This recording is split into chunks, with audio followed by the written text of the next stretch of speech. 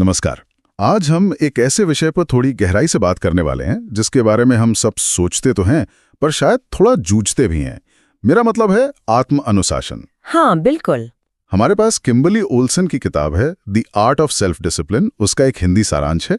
ये किताब 2020 में आई थी जी। तो हमारा इरादा सिर्फ ये जानना नहीं कि किताब क्या कहती है, बल्कि कोशिश है कि वो असली काम की बातें निकालें जो शायद हमें अनुशासन को एक नए नजरिए से देखने में मदद करे। बिल्कुल, क्योंकि अनुशासन शब्द सुनते ही अक्सर मन में क्या कहते हैं, सख्ती या बोरियत, हाँ, या कोई बोझ जैसा ख्याल आता है। हाँ, बोझ का ख्याल। लेकिन जैसा इस किताब के सारांश से पता चलता है, लेखिका का नजरिया शायद इससे काफी अलग है, ज्यादा सकारात्मक है। अच्छा। वो इसे एक कला की तरह देखती हैं, जिसे सीखा जा सकता है, विकसित किया जा सकता है। हाँ, ये कला शब्द ही इसे थोड़ा दिलचस्प बना देता है ना। कला असल में है क्या और इसे अपनी रोजमर्रा की जिंदगी में कैसे उतारा जा सकता है? तो सबसे पहला सवाल यही कि ये जो आम सोच है कि अनुशासन बोझ है, उसे ये किताब कैसे चुनौती देती है? ये शायद सबसे जरूरी शुरुआती बिंदु है। किताब का एक जो मुख्य विचार है वो ये कि आत्म अनुशासन को साधने का तरीका अक्सर वैसा नहीं होता जैसा हम सोचते हैं। आमतौर पर हम बड़े लक्ष्य बनाते हैं और फिर जुनून में अनुशासन लाने की कोशिश करते हैं। सही बात है। लेकिन ओल्सन एक अलग मनोवैज्ञानिक पहलू पर ध्यान दिलाती हैं। वो कहती हैं कि इस पर ज्यादा जोर दो कि अगर हम अनुशासित नहीं रहे तो हम क्या गवा देंगे। अच्छा, तो ये लॉस ऑफ वर्जन वाली बात हुई, मतलब कुछ खोने का डर। ये थोड़ा अजीब नहीं लगता? क्योंकि ज्यादातर सलाह तो सकारात्मक लक्ष्यों पर फोकस करने की होती है। हाँ, लगता तो है उल्टा, पर इसके पीछे मनोविज्ञान है। देखिए, इंसान ना स्वाभाविक रूप से नुकसान से बचने के लिए ज्यादा प्रेरित होता है, कुछ पाने की इच्छा से भी ज्यादा। अच्छा। तो जब आप सोचते हैं कि भाई अगर व्यायाम नहीं किया तो सेहत बिगड़ेगी, या अगर बजट नहीं संभाला तो कर्ज बढ़ेगा, तो उस नुकसान का डर ज्यादा मजबूत प्रेरणा बन सकता है।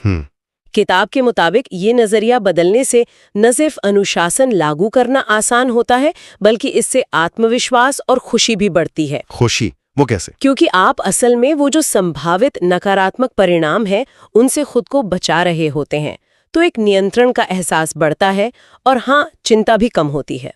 ये दिलचस्प है, मतलब प्रेरणा का स्रोत ही बदल दिया। लेकिन क्या ये हमेशा काम करेगा? कहीं ऐसा तो नहीं कि लगातार बस क्या खो जाएगा सोचने से थोड़ी नकारात्मकता बढ़ जाए? ये अच्छा सवाल है। देखिए, किताब शायद ये नहीं कहती कि सिर्फ और सिर्फ नुकसान पर ही ध्यान दें, पर इसे एक शक्तिशाली प्रेरक के तौर पर इस्तेमाल करने की बात जरूर करती है। अच्छा। खासकर तब जब वो सकारात्मक लक्ष्य की तरफ बढ़ना बहुत मुश्किल लग रहा हो। तो ये एक तरह से संतुलन की बात है। लेकिन ये निश्चित रूप से अनुशासन को सिर्फ इच्छा शक्ति का खेल मानने से आगे ले जाता है, उसे एक ज्यादा गहरे मनोवैज्ञानिक आधार से जोड़ता है। समझ गया। तो इस मानसिक बदलाव के लिए, इस नए नजरिए को साधने के लिए एक मजबूत नींव चाहिए होगी। किताब के मुताबिक ये नींव कहाँ से बननी शुरू होती है? शायद कुछ बुनियादी चीजों से। बिल्कुल। किताब स्वास्थ्य को आत्मानुशासन की पहली सीढ़ी मानती है। नींव? स्वास्थ्य। हाँ। तर्क सीधा है। अगर आप शारीरिक रूप से थके हुए हैं, बीमार हैं, या ऊर्जा ही नहीं है, तो फिर किसी भी तरह का मानसिक या व्यवहारिक अनुशासन बनाए रखना बहुत मुश्किल हो जाता है। सही बात है। इसलिए नियमित व्यायाम, संतुलित भोजन और पर्याप्त नींद, इनको सिर्फ अच्छी सेहत की आदतें नहीं, बल्कि आत्मनियंत्रण और अनुशासन बनाने के जरूरी औजार माना गया है। ये बात तो समझ में आती है, लेकिन हम में से कई लोगों के लिए यही तो पहली रुकावट आती है। हाँ, ये सच है। रोज व्यायाम करना या सही खाना कहना बहुत आसान है, पर करना मुश्किल, खासकर वो शुरुआत करना। क्या किताब इस शुरुआती मुश्किल पर कुछ कहती है? वो जो पहला कदम उठाना होता है जब बिल्कुल प्रेरणा ना हो। हाँ, और यही इस किताब की व्यवहारिकता है। लेखिका इस बात पर बहुत जोर देती हैं कि शुरुआत हमेशा छोटी होनी चाहिए। छोटी? हाँ। कितनी छोटी? बहुत छोटी। एकदम से सब कुछ बदलने की कोशिश तो लगभग हमेशा नाकाम होती है। सुझाव है, बहुत छोटा लक्ष्य रखें, जैसे सिर्फ 10 मिनट का व्यायाम या हफ्ते में सिर्फ एक बार बाहर का खाना बंद करना। अच्छा। जब आप लगातार कुछ दिन या हफ्ते ऐसा कर पाते हैं तो एक जीत का एहसास होता है ना? हाँ। ये छोटी जीत आत्मविश्वास बढ़ाती है और फिर आप धीरे धीरे इसे बढ़ा सकते हैं। ये धीरे धीरे और लगातार वाला सिद्धांत ही स्थायी आदतें बनाने की कुंजी है। मतलब इच्छा शक्ति से ज्यादा सिस्टम बनाने पर जोर है। बिल्कुल, सिस्टम बनाने पर। सिस्टम बनाना ये महत्वपूर्ण लगता है। अच्छा, अब अगर शारीरिक स्वास्थ्य से थोड़ा आगे बढ़ें तो हमारे अंदर की दुनिया आती है, हमारी भावनाएं। भावनाएं। ये एक और मुश्किल मोर्चा है। डर, खासकर फेल होने का डर या खुद को कम आंकना, ये चीजें तो अनुशासन की दुश्मन लगती हैं। किताब भावनात्मक अनुशासन को कैसे देखती है? हाँ, भावनाएं अक्सर हमारे अच्छे से अच्छे इरादों पर पानी फेर देती हैं। किताब इस बात पर जोर देती है कि भावनाओं को दबाना या अनदेखा करना वो हल नहीं है। तो फिर क्या? इसके बजाय उन्हें पहचानना, समझना और फिर उन्हें प्रबंधित करना सीखना जरूरी है। जैसे कोई उदाहरण, जैसे मान लीजिए आपको कोई काम शुरू करने से डर लग रहा है, तो ये समझना कि डर क्यों है। क्या ये असफलता का डर है या लोग क्या कहेंगे उसका डर है? जब आप कारण समझते हैं तो उसे संबोधित कर सकते हैं। किताब इसे भावनात्मक दृढ़ता या इमोशनल रेजिलियंस विकसित करना कहती है। Emotional resilience? हाँ, मतलब मुश्किल आने पर बिखरने के बजाय भावनाओं को संभालते हुए आगे बढ़ने की क्षमता। लेकिन भावनाओं को नियंत्रित करना, ये सुनने में थोड़ा ठंडा सा लगता है, मतलब अमानवीय सा। क्या किताब का मतलब भावनाओं को महसूस ही ना करना है? नहीं, ये बहुत जरूरी सवाल है। नियंत्रण का मतलब यहाँ दबाना या खत्म करना बिल्कुल नहीं है। अच्छा। इसका मतलब है कि भावनाएं आपको नियंत्रित न करें, बल्कि आप अपनी प्रतिक्रियाओं को नियंत्रित करें। फर्क है। हाँ, फर्क है। जैसे गुस्सा आना स्वाभाविक है, पर गुस्से में चिल्लाने के बजाय शांत रहकर बात करना, ये भावनात्मक अनुशासन है। डर लगना स्वाभाविक है, लेकिन डर के मारे कोशिश ही न करना, ये अनुशासन की कमी है। तो ये बेसिकली भावनाओं को समझने और उनके प्रति अपनी प्रतिक्रिया को चुनने की क्षमता विकसित करने के बारे में है। ये स्पष्टीकरण जरूरी था। भावनाओं को समझना, फिर प्रतिक्रिया चुनना। इसमें तो आत्म जागरूकता को बड़ा हाथ लगता है। बिल्कुल। अच्छा, तो अंदरूनी दुनिया को संभालने के साथ साथ बाहरी दुनिया का दबाव भी होता है, खासकर समय का, समय प्रबंधन। ये तो जैसे कभी ना खत्म होने वाली चुनौती है। हाँ, सही कहा। किताब इसे अनुशासन से कैसे जोड़ती है? समय प्रबंधन को किताब सीधे तौर पर प्राथमिकता तय करने और योजना बनाने से जोड़ती है। योजना बनाना? हाँ, यहाँ अनुशासन का मतलब सिर्फ लिस्ट बनाना नहीं है, बल्कि उस लिस्ट पर टिके रहना है, खासकर तब जब ध्यान भटकने के 1000 कारण हो आसपास। हाँ, वो तो होता है। अनुशासन ये तय करने में मदद करता है कि कौन सा काम वाकई जरूरी है और किसे ना कहना है। किताब छोटी मैनेजेबल योजनाएं बनाने की सलाह देती है। जैसे शायद अगले दिन के लिए रात को ही तैयारी कर लेना या हफ्ते के मुख्य लक्ष्यों को पहले से तय कर लेना, ऐसी चीजें। हाँ, सब टू डू लिस्ट बनाते तो हैं, पर अक्सर होता ये है कि या तो वो पूरी नहीं होती या फिर उसमें इतने काम आ जाते हैं कि समझ नहीं आता शुरू कहाँ से करें। हाँ, ये आम समस्या है। क्या किताब इस टालमटोल, मतलब प्रोक्रेस्टिनेशन या फिर वो प्राथमिकता तय करने की असल चुनौती के बारे में कुछ कहती है, जब हर चीज जरूरी लग रही हो? हाँ, किताब टालमटोल को पहचानती है और मानती है कि ये अनुशासन का एक बड़ा शत्रु है। तो उपाय क्या है? इससे निपटने के लिए बड़े कामों को छोटे मैनेजेबल हिस्सों में तोड़ने का सुझाव दिया जाता है। अच्छा, ब्रेक डाउन करना। हाँ, और प्राथमिकता तय करने के लिए शायद वो जरूरी बनाम तत्काल वाला सिद्धांत काम आता है, इम्पोर्टेंट वर्सेस अर्जेंट। हाँ, सुना है इसके बारे में। मतलब उन कामों पे फोकस करना जो वाकई महत्वपूर्ण है, भले ही वे अभी तत्काल ना लगे। अनुशासन का मतलब है मुश्किल या उबाऊ लगने वाले जरूरी कामों को पहले करना, ना कि आसान कामों में उलझे रहना। बिल्कुल, ये एक सचेत चुनाव है। सचेत चुनाव, ये शब्द बार बार आ रहा है। अच्छा, अब मैं सोच रहा हूँ कि ये रिश्तों पर कैसे लागू होता है। हमने सेहत, भावनाएं, समय की बात की, पर रिश्तों में अनुशासन ये थोड़ा अटपटा लगता है। क्या मतलब है इसका? ये वाकई एक दिलचस्प पहलू है जिसे किताब छूती है। और हाँ, थोड़ा अटपटा लग सकता है। पर रिश्तों में अनुशासन का मतलब कोई नियम कानून बनाना नहीं है। इसका मतलब है सचेत प्रयास और संयम। संयम किस तरह का? जैसे बातचीत में, खासकर जब मतभेद हो, तो बिना सोचे समझे प्रतिक्रिया देने के बजाय थोड़ा रुककर सामने वाले की बात सुनना और समझने की कोशिश करना, ये अनुशासन है। हाँ, ये मुश्किल होता है कभी कभी। बिल्कुल। या फिर अपने प्रियजनों के लिए नियमित रूप से समय निकालना, भले ही आप कितने भी व्यस्त हों। ये भी अनुशासन का ही एक रूप है। अच्छा, रिश्तों को हल्के में न लेना, उनमें लगातार ऊर्जा और ध्यान देना, ये सब आत्मानुशासन की मांग करता है। मतलब स्वार्थ से ऊपर उठकर रिश्ते को प्राथमिकता देना। तो ये कठोरता नहीं बल्कि ध्यान और देखभाल का अनुशासन है। एक तरह से अपनी तात्कालिक इच्छाओं पर, जैसे गुस्से या आलस पर नियंत्रण रखकर रिश्ते को महत्व देना। बिल्कुल सही समझा आपने। ये अपनी भावनाओं और व्यवहार पर नियंत्रण रखने की क्षमता है ताकि रिश्ते मजबूत और स्वस्थ बने रहें। ये दिखाता है कि अनुशासन सिर्फ व्यक्तिगत लक्ष्यों के लिए नहीं, बल्कि हमारे सामाजिक जीवन के लिए भी कितना जरूरी है। और यही बात शायद करियर पे भी लागू होती होगी। हाँ, बिल्कुल। काम की दुनिया में अनुशासन का मतलब सिर्फ समय पर पहुंचना या डेडलाइन पूरी करना ही तो नहीं होगा। किताब करियर विकास में अनुशासन की क्या भूमिका बताती है? करियर में अनुशासन का दायरा काफी बड़ा है।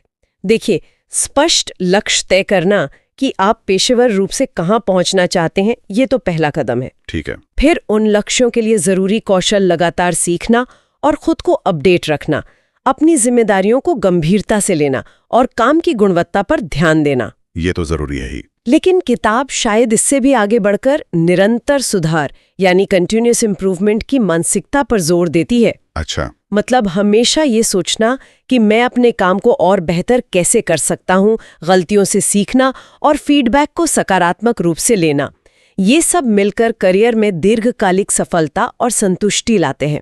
क्या ये अनुशासन सिर्फ तरक्की पाने या ज्यादा कमाने के बारे में है, या इसका संबंध काम से मिलने वाली संतुष्टि से भी है, मतलब जॉब सेटिस्फैक्शन? किताब के नजरिए से देखें तो ये दोनों से जुड़ा है।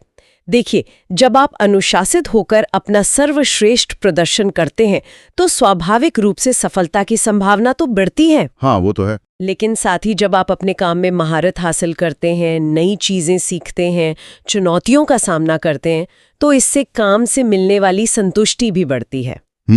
अनुशासन आपको अपने काम पर ज्यादा नियंत्रण देता है, जो संतुष्टि का एक महत्वपूर्ण कारक है। नियंत्रण की बात आई तो पैसा, वो एक ऐसा क्षेत्र है जहां नियंत्रण रखना बहुतों के लिए चुनौती भरा होता है। हाँ, ये तो है। करियर और पैसा जुड़े हैं, पर पैसों को संभालना अपने आप में एक अलग अनुशासन मांगता है। इस पर किताब क्या कहती है? वित्तीय अनुशासन को किताब जीवन की स्थिरता के लिए बेहद जरूरी मानती है। यहाँ अनुशासन के कई स्तर हैं। जैसे? पहला, बजट बनाना, मतलब अपनी आय और व्यय को समझना और ट्रैक करना। दूसरा, खर्चों पर नियंत्रण रखना, आवेग में आकर खरीदारी ना करना, जरूरतों और इच्छाओं में फर्क करना। ये मुश्किल है। हाँ, है तो। तीसरा, नियमित रूप से बचत करना, चाहे रकम छोटी ही क्यों ना हो।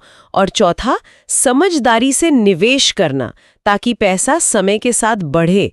ये सब मिलकर आपको वित्तीय सुरक्षा देते हैं और भविष्य के तनाव को कम करते हैं। हम जानते हैं कि ये जरूरी है, फिर भी ये वित्तीय अनुशासन इतना मुश्किल क्यों लगता है? क्या किताब उन मनोवैज्ञानिक बाधाओं पर भी बात करती है, जैसे वो तत्काल संतुष्टि की चाहत? संभवतः किताब इन बाधाओं को छूती है। देखिए, तत्काल संतुष्टि, इंस्टेंट ग्रेटिफिकेशन की चाहत एक बड़ी बाधा है ही। आज खर्च करने का मजा भविष्य की सुरक्षा से ज्यादा आकर्षक लगता है ना? हाँ, बिल्कुल। शायद सामाजिक दबाव, विज्ञापन या पैसे के बारे में हमारी अपनी कुछ सीमित मान्यताएं वो भी भूमिका निभाती हैं।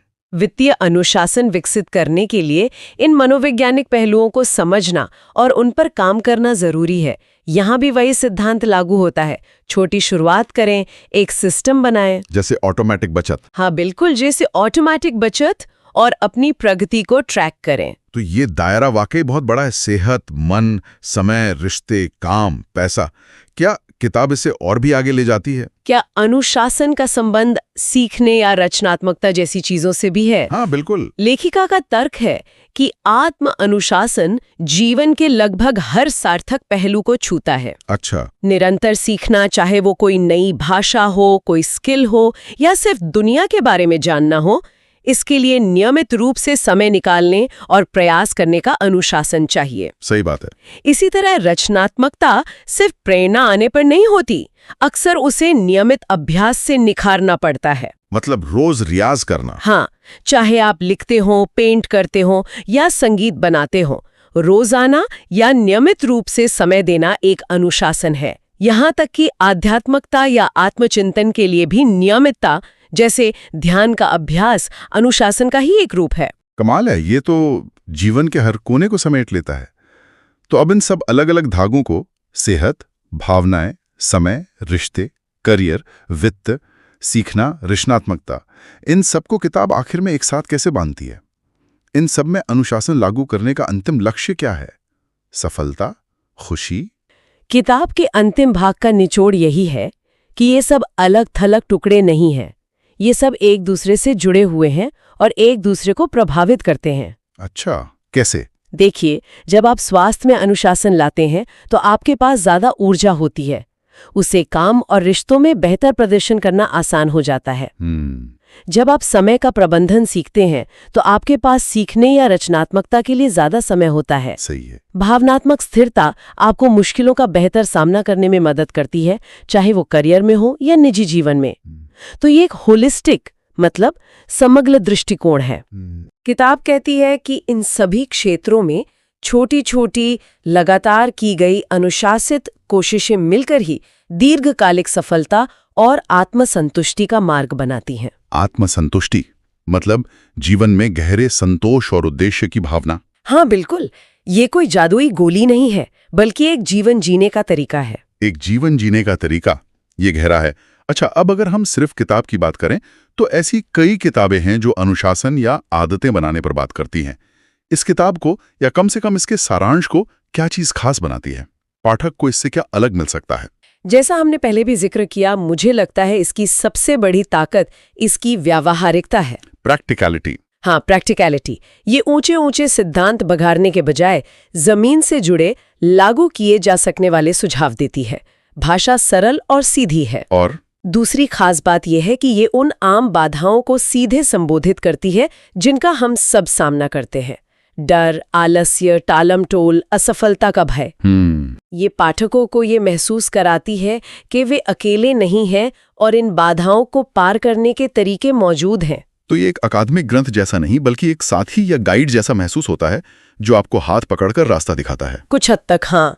ये पाठक को सशक्त बनाने पर केंद्रित है, ये दिखाने पर कि अनुशासन कोई जन्मजात गुण नहीं है कि या तो आपके पास है या नहीं। अच्छा। बल्कि एक कौशल है जिसे अभ्यास से कोई भी विकसित कर सकता है।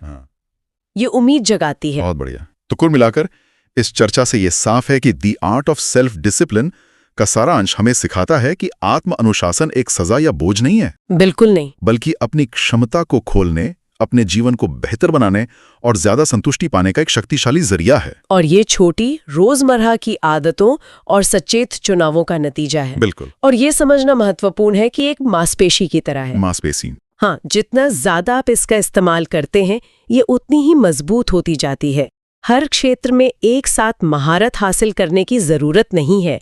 छोटी शुरुआत करना और लगातार बने रहना ही कुंजी है। इस पूरी बातचीत के बाद एक विचार मन में आ रहा है जिसे हम अपने श्रोताओं के लिए छोड़ सकते हैं। जरूर। हमने जीवन के कई क्षेत्रों की बात की जहां अनुशासन लागू हो सकता है। स्वास्थ्य, भावनाएं, समय, रिश्ते, करियर, वित्त, सीखना। हाँ, काफी सारे क्षेत्र हैं। तो यहीं पर एक सोचने वाली बात है। क्या? अगर आज किसी को इनमें से सिर्फ एक क्षेत्र चुनना हो। सिर्फ एक? हाँ, सिर्फ एक क्षेत्र जहां थोड़ा सा, बस जरा सा ज्यादा अनुशासन लाने से उसके पूरे जीवन पर सबसे बड़ा सकारात्मक असर पड़ सकता है, तो वो कौन सा क्षेत्र होगा? ये दिलचस्प सवाल है। जरूरी नहीं कि कल से ही सब कुछ बदल दें, लेकिन सिर्फ ये सोचना कि कौन सी एक कड़ी सबसे ज्यादा मायने रखती है। शायद वही बदलाव की दिशा में पहला कदम हो सकता है। हाँ, इस पर विचार किया जा सकता है।